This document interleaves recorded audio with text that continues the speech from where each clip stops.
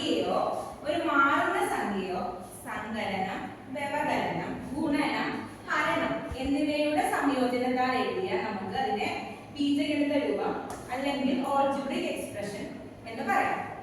ഈ ബീജഗണിത രൂപം എപ്പോഴാണ് ഒരു ബഹുപദമാകുന്നത്?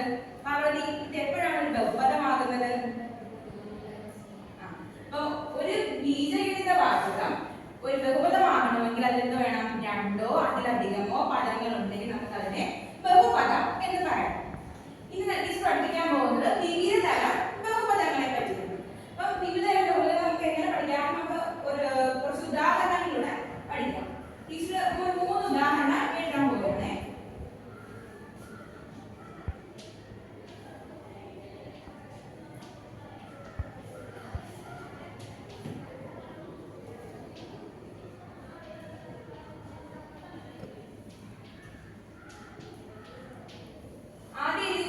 x plus 3 ഇവിടെ മാറുന്ന സംഖ്യ അല്ലെങ്കിൽ വേരിയബിൾ ഏതാണ്?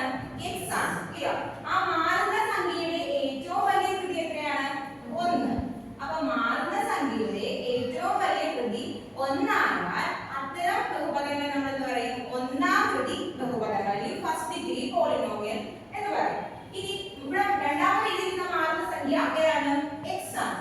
x ന്റെ ഏറ്റവും വലിയ കൃതി എത്രയാണ്? 2 ആണ്. അപ്പോൾ മാറുന്ന സംഖ്യയുടെ ഏറ്റവും വലിയ കൃതി 2 ആയാൽ അത്തരം ബഹുപദങ്ങൾ നമ്മൾ എന്ത് പറയും?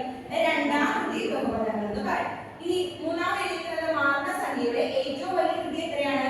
3 ആണ്. അപ്പോൾ മാറുന്ന സംഖ്യയുടെ ഏറ്റവും വലിയ കൃതി 3 ആയാൽ അത്തരം ബഹുപദങ്ങൾ നമ്മൾ എന്ത് പറയും? മൂന്നാം കൃതി ബഹുപദങ്ങൾ എന്ന് പറയും. ഇനി ഇതിന്റെ പൊതുവായ രൂപം എഴുതാം. നമ്മൾ ബഹുപദങ്ങളെ നമ്മൾ എന്തും പറയും? പോളിനോമിയൽസ് എന്നാണ് ഇംഗ്ലീഷിൽ പറയുന്നത്.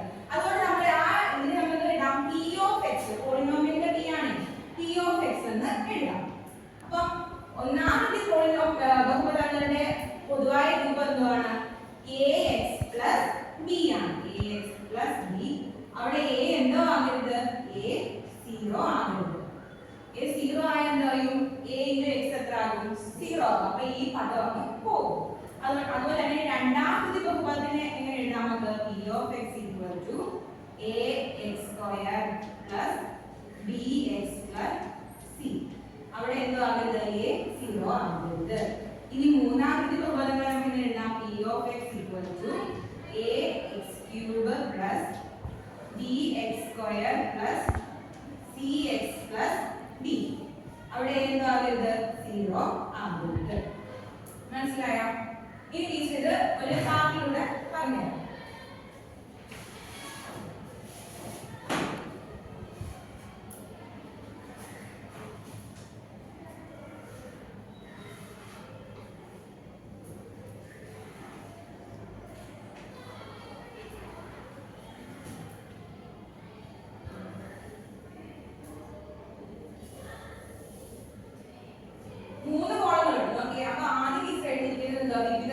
ബഹുപദങ്ങളെ പറ്റിയാണ്. രണ്ടാമത്തെ പൊതുവായ രൂപം, മൂന്നാമത്തെ കൃത്യങ്ങൾ. അപ്പം ഒന്നാമത്തെ ബഹുപദങ്ങൾ നമുക്ക് എങ്ങനെ എഴുതാം? p of x equal to ax plus b. a not equal to 0 ആണ്. അതിന്റെ കൃത്യങ്ങൾ എത്രയായിരിക്കും? 1 ആണ്. രണ്ടാമത്തെ ബഹുപദം ആകുമ്പോൾ p of x equal to ax square plus bx plus c. a not equal to 0 ആയിരിക്കും. അവരുടെ കൃത്യങ്ങൾ എത്രയായിരിക്കും? 2 ആയിരിക്കും.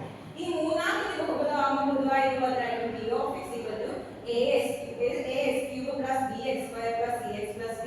a not equal to 0 ആയിരിക്കും. കൃത്യങ്ങൾ എത്രയായിരിക്കും? 3 ആയിരിക്കും. ഇവിടുത്തെ ആ എയും ബിയും സിയും ഡികളും എന്തുവാണ്? ഒരു സംഖ്യയാണ്. അതാണ് മാറുന്നത് അല്ല. അവിടെ മാറുന്ന സംഖ്യ എന്തുവാണ്? x ആണ്. അപ്പൊ ആ എയും ബിയും സിയും നമ്മൾ എന്താ പറയും? ആ ബഹുപദത്തിന്റെ ഗുണകം അല്ലെങ്കിൽ അതിന്റെ കോഎഫിഷ്യന്റ് ആണെന്ന് പറയും. ഇനി ഇത് ഒരു രണ്ടാമത്തെ ബഹുപദത്തിന്റെ ഒരു എക്സാമ്പിൾ ഒന്ന് ബോർഡിൽ ഒന്ന് എഴുതി.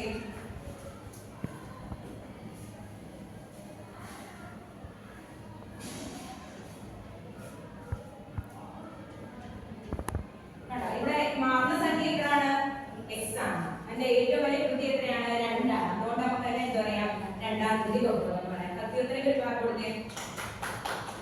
അപ്പം ഇന്ന് ടീച്ചർ പഠിപ്പിച്ച എന്തുവാണ്? വിവിധ തരം ബഹുപദങ്ങളെ പറ്റിയാണ്. എത്ര തരം ഉണ്ട്? 3 തരമുണ്ട്. ഒന്നാം കൃതി ബഹുപദം, രണ്ടാം കൃതി ബഹുപദം, മൂന്നാം കൃതി ബഹുപദം. അപ്പം മാറുന്ന സംഖ്യയുടെ ഏറ്റവും വലിയ കൃതി 1 ആയാൽ ഒന്നാം കൃതി ബഹുപദം. മാറുന്ന